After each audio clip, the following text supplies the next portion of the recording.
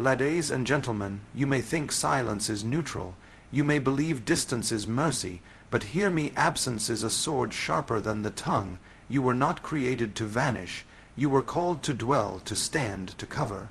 You were fashioned not to flee, but to guard the garden, and when you left her, whether in body, in spirit, or in presence, you did not just walk away. You tore a page from the story she believed God was writing. Do you not know, even Eden mourned when Adam fell. The soil remembered his footsteps, the wind kept the sound of his prayers, so it is with her. She remembers you not only as you are, but as you could have been. And it haunts her. Words spoken in anger may bruise, but your silence bleeds her soul. Your absence is a ghost that walks her halls at midnight. It's the unspoken apology that never comes. It's the question with no answer, the promise with no keeper. In the scriptures, the worst judgment God ever gave was not a flood, not fire, not famine. It was when he said, I will hide my face from them. Absence, silence, withdrawal, so understand, when you disappear, you are not being kind. You are embodying judgment, you are reenacting the fall. She was never meant to be your afterthought. She was never meant to pray to heaven to feel a love that once had flesh. And though she does not curse you with her mouth, her tears are loud in the courts of the Almighty. For the cry of the broken-hearted is a prayer no priest dares ignore. Return, man of God. Return not only with your body, but with your soul, your strength, your repentance. Be the priest again. Stand at the altar. Cover her in grace. Let your presence prophesy healing, and your words speak life again. For absence is a shadow, but presence, godly, humble presence, is resurrection. When you think of absence, you may think of nothingness, a quiet room, a missed call, an unanswered message. But in her world, your absence is not silence. It is a roar, a thundering echo of everything you never said, and everything you said but never meant. It is louder than shouting. It penetrates deeper than harsh words. The irony of it all is that you believed you were protecting her by withdrawing, that by removing yourself from the moment you were keeping peace. But the truth is, your absence did not calm the storm. It became the storm. Because when a man who was once present, once attentive, once tender, once available, goes quiet, the void he leaves behind begins to speak in his place. You see, a woman hears more in your absence than you ever realize.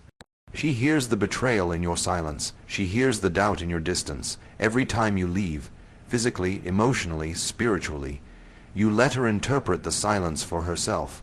And do you not know that the human heart, especially one wounded, does not interpret silence kindly? It fills in the blanks with fears. It colors the void with shadows. Your absence writes narratives you never intended, but narratives that cut deep nonetheless. Words, as powerful as they are, can often be explained, clarified, softened. Even a sharp word can be followed by, I didn't mean it that way, or I'm sorry. But your absence, it leaves no room for clarification. It does not return with a bandage. It offers no hand of healing. Instead, it lets the wound fester. It lets the unanswered questions multiply. Was she not worth your time? Was her pain too inconvenient for you to sit with? Did her love bore you, or worse, did you stop caring altogether? A man's voice is more than sound. It is presence, it is assurance. And when that voice goes silent, the woman who once leaned on it is left crumbling under the weight of uncertainty. Your presence told her you matter. Your voice said, I see you, I hear you, I am with you. But your absence now says, figure it out alone. And for a woman whose heart was once tethered to yours, that is a shattering decree. You may not have raised your hand. You may not have spoken a cruel word. But make no mistake, your absence was a weapon, a slow, unrelenting erosion of intimacy. It chipped away at her confidence. It dulled her laughter. It made her second. Guess the very things she was once sure of. Where love once built a home, your absence turned the lights off and left her standing in the dark, fumbling for memories that used to make her feel safe. The tragedy is that most men do not see this. They do not hear the echo of their absence, because it is not loud to them, but it is deafening to her. She is attuned to your presence. She was created to respond to it, to receive it, to find safety in it. And when it vanishes, it's not just your body she misses, it's your leadership, your emotional warmth, your strength, your covering. You were called to be a dwelling place of protection. When you left, even if quietly, even if peacefully, you tore down her sanctuary. So understand this, your absence speaks, it always speaks, it tells her if you still care, it tells her whether she is cherished or dismissed, and it says far more than the words you once used to woo her. Because it is one thing to speak love, it is another to stay in love, and staying is not just physical. It is the ongoing choice to remain emotionally engaged, spiritually rooted, and relationally present. The voice of absence speaks louder than presence misused, because it is the loudest silence she has ever known, and it tells her everything she feared hearing. So if you would be a man of truth, if you would walk in honor, do not let silence speak where love was meant to dwell. Be the voice that stays, be the presence that heals, be the man who refuses to let absence do the talking. A man was never created to be a phantom. He was never called to be a drifting figure, appearing in moments of pleasure, vanishing in moments of pressure. He was made to stand, to dwell, to cover. From the very beginning, God placed man in the garden not simply to enjoy it, but to guard it. That was the charge, to protect, to watch, to nurture, and so it is with the woman. She is not just a companion. She is a garden entrusted to him, a sacred trust wrapped in flesh, a vessel of glory and vulnerability. A man's absence from this role, whether by neglect or cowardice, is not just a mistake. It is a betrayal of divine design. She was never meant to be uncovered, never meant to walk alone while you stood in silence.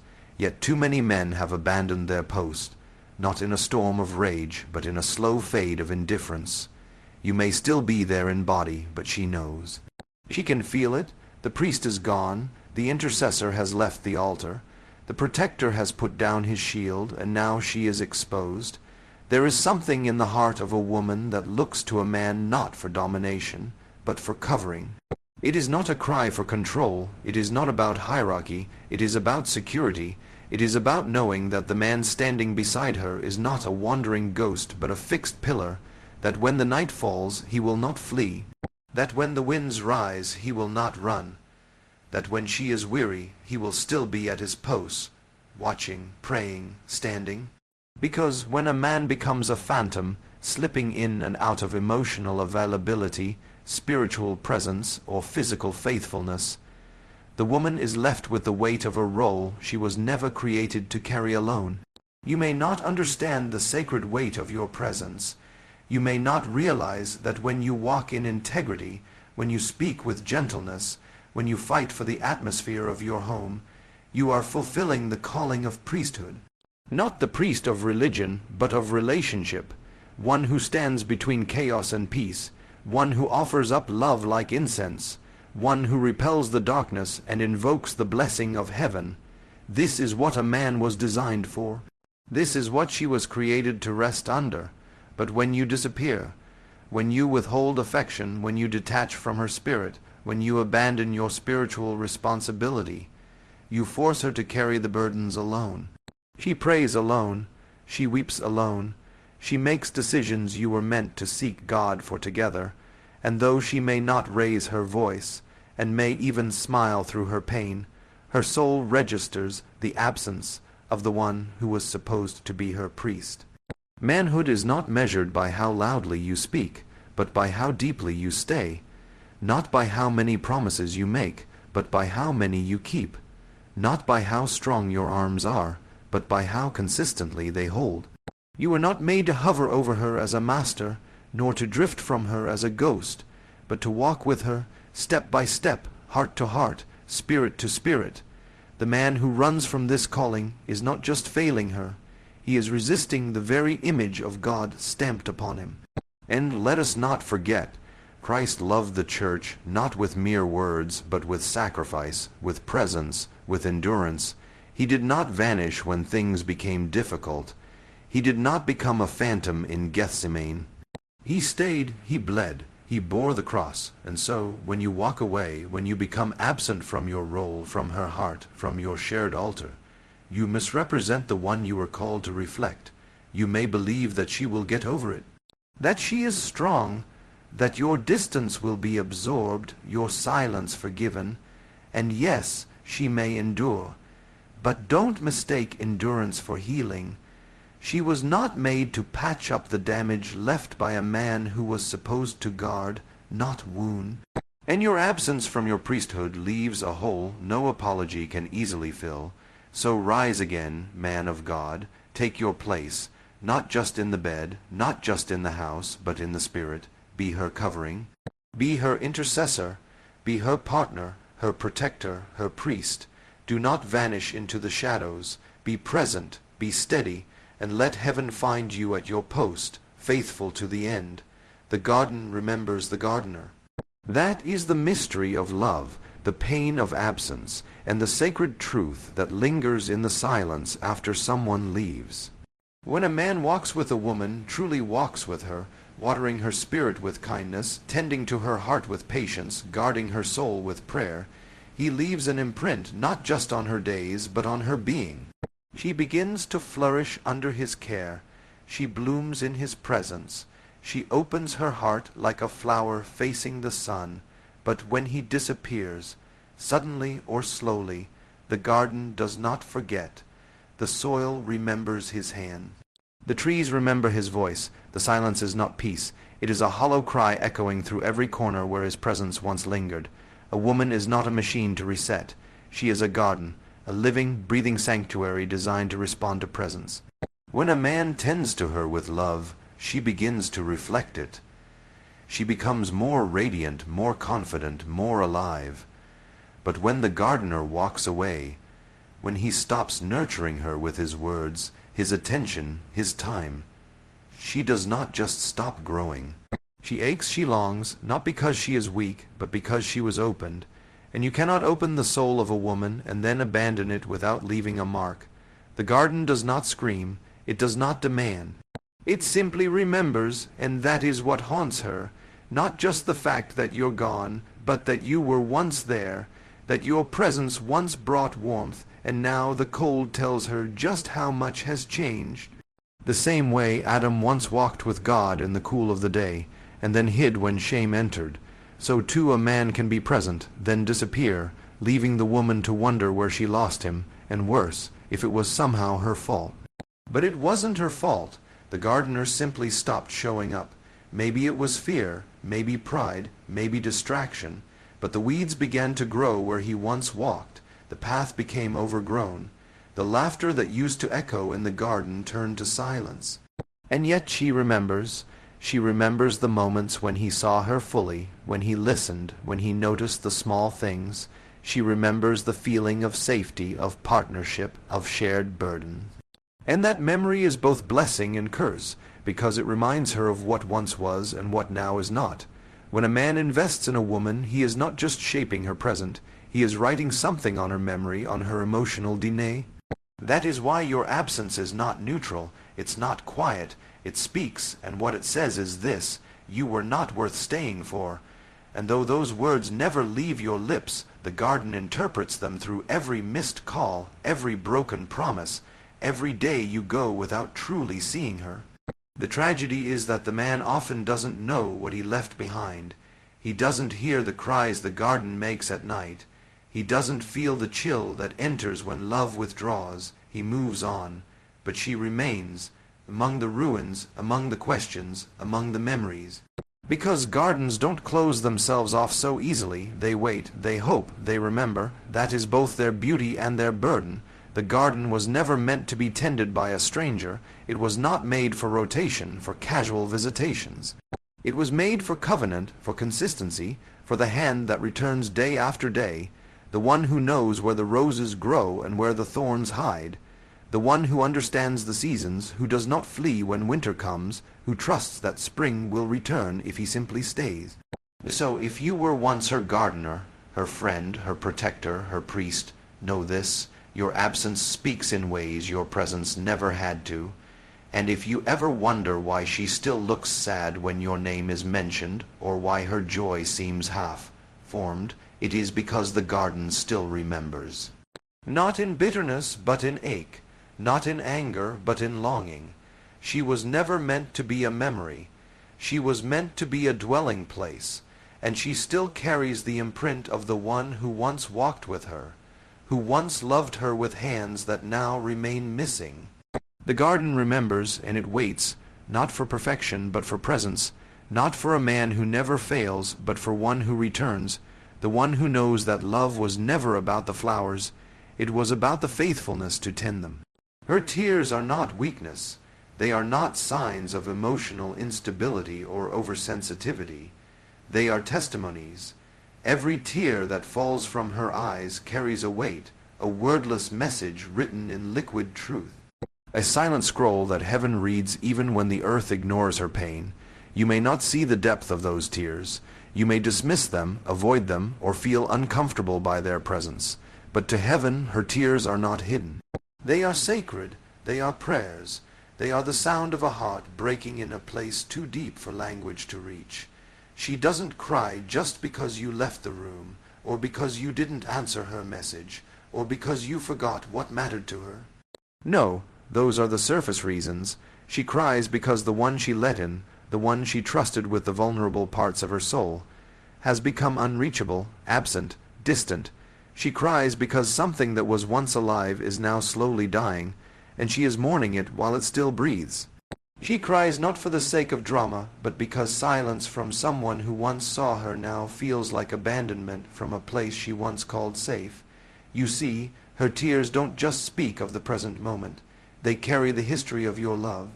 They carry the weight of memories. They hold fragments of laughter, the ghost of conversations you once shared, and the ache of promises that have yet to be fulfilled. Her tears are honest.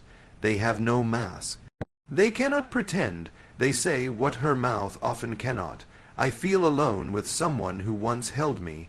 That is not a small thing. That is not something she can brush off. When a woman cries in the absence of the one she loves, it is not a tantrum. It is a testimony of something sacred unraveling, and in the courts of heaven tears have always been powerful. The Psalms declare that God collects them in his bottle, records them in his book. Why?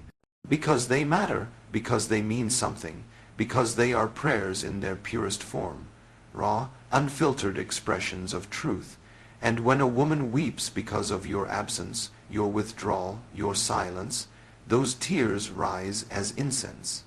They go higher than your excuses. They speak louder than your justifications. They pierce through the heavens and draw the attention of the one who created her heart. You may not know what it feels like to weep from your spirit, but she does. She feels the ache in her bones when connection fades. She senses the fracture before it becomes a break. She holds space for you, even when you no longer seem to be holding her. And when that space is empty, she mourns. Not just for herself, but for what you could be, what you were created to be. She cries because she still hopes. That's the truth many men miss. Her tears are not only grief, they are intercession. She is still believing, still aching for a turning, still longing for the day you will look at her with eyes that say, I'm here, I haven't given up. But every day you stay silent, every time you shut her out, her tears pile up like stones on the altar. They become evidence not of her weakness, but of your absence. Her tears are not accusations, but they are not invisible either. They are offerings, and offerings are never ignored by God. If you think this is exaggerated, remember, Scripture is filled with women who wept, and God moved. Hannah wept, and heaven opened her womb. Hagar cried in the wilderness, and God sent an angel. Mary wept at Jesus' feet, and he defended her before men. A woman's tears are sacred ground, and when you cause them, you are not just hurting her. You are entering a realm where heaven pays attention. So understand, when she cries in the quiet, when she wipes her face in the dark and pretends she's fine in the morning, something eternal is happening. You may sleep through it, you may ignore it, but heaven sees. Her tears are testimonies, written not on paper, but on the fabric of her soul, on the record of your love, on the timeline of your choices. And one day, you will look back and realize she wasn't being emotional. She was telling the truth. She was revealing the pain of carrying love alone. Her tears told the story that you refused to hear. She never needed perfection. She never asked for you to have all the answers, or to never fail. What she longed for, what her heart cried out for, was consistency, a steady presence, a man who would not disappear when things grew quiet or complicated, a man whose love did not come and go like the wind, shifting with moods, circumstances, or distractions. She was never looking for someone flawless. She was looking for someone faithful, someone who would show up even when he didn't know exactly what to say, someone who would stay even when the feelings weren't as fiery as they once were, someone whose love didn't vanish when tested. The truth is, anyone can fall in love. That part is easy. It's what movies are made of, what music celebrates, what most people chase, but very few know how to stay in love. Very few know how to remain when the emotion fades and the responsibilities increase. Fewer still understand that love is not sustained by passion alone. It is built on presence, on showing up every day with a heart willing to give, to listen, to endure, to fight for connection even when it's hard. That is what she needed from you, and that is what she missed when you became a ghost in her life, when you withdrew, not just physically but emotionally. You taught her to doubt what was once real. You made her question whether what you had was ever true or just a passing flame. And in that silence your absence did more damage than any cruel word could have, because at least with words there is clarity, at least with words she knows where you stand, but absence is fog, it is confusion. It leaves her stranded in a place where she doesn't know what is broken or how to fix it. It makes her feel as if she's reaching out in the dark for someone who no longer cares enough to reach back. You may think silence is neutral, that saying nothing avoids conflict, that pulling away protects you both from further pain, but silence speaks, and in the world of a woman who once trusted you with her soul, your silence screams. It tells her she is alone. It tells her she must carry the weight of the relationship by herself. It tells her you've already let go, even if your body still lingers near, and over time this breeds exhaustion. It breeds disillusionment. It turns a once vibrant love into a quiet resignation, a slow emotional death. Had you stayed, not just in proximity but in spirit, you would have seen that love doesn't require perfection. It requires presence. Real presence, the kind that sits down when things get messy, the kind that asks hard questions and listens with open ears, the kind that holds her hand when she's falling apart and doesn't let go because you don't know what to say, the kind that refuses to let silence become a substitute for intimacy. What she wanted was simple, though costly. She wanted you to keep choosing her, not once, not just at the beginning, but daily, in the mundane.